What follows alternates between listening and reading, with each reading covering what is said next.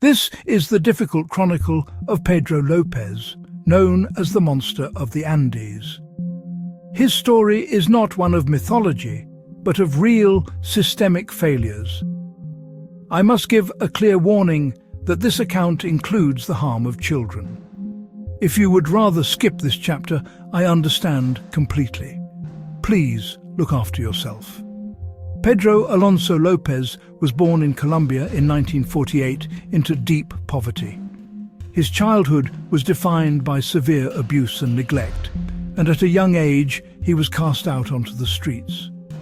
This early trauma would curdle into a darkness he later turned outward with devastating consequence.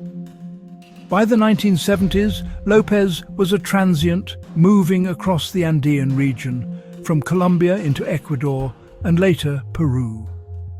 In each country, his method was chillingly consistent. He haunted public spaces like markets and plazas, watching for young, often indigenous girls who appeared alone. He would approach them not with menace, but with a disarming gentleness. Offering small coins or the false promise of simple work, he exploited their poverty and innocence. Once their guard was down, he would lead them away from the safety of the crowd.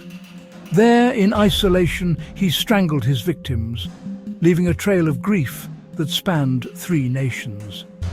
His reign of terror continued until 1980, when a failed abduction at a market in Ambato, Ecuador, led to his arrest. In custody, Lopez calmly confessed to a staggering number of murders. The numbers he claimed seemed incomprehensible. Investigators in Ecuador eventually tied him to over 100 murders in their country alone, after he led them to numerous unmarked graves, confirming the horrific scale of his crimes. Despite the evidence, he was convicted and sentenced to the maximum penalty available in Ecuador at the time, just 16 years, a sentence grotesquely mismatched to his crimes.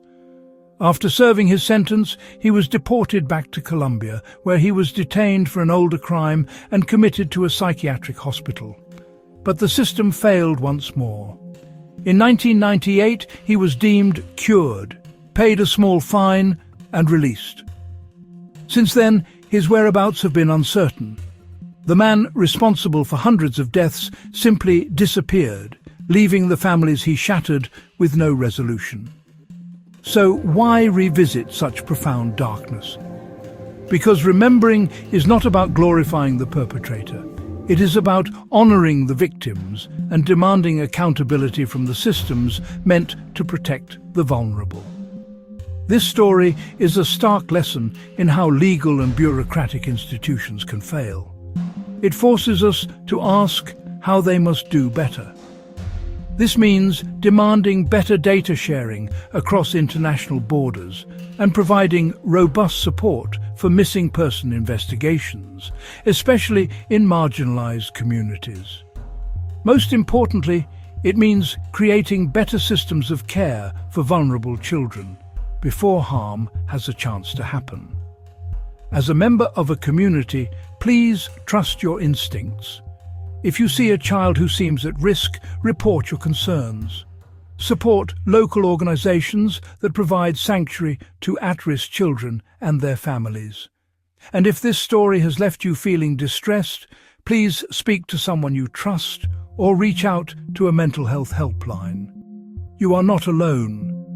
I make these chronicles to honor lives, not headlines, and to ensure that the names of the lost are never forgotten.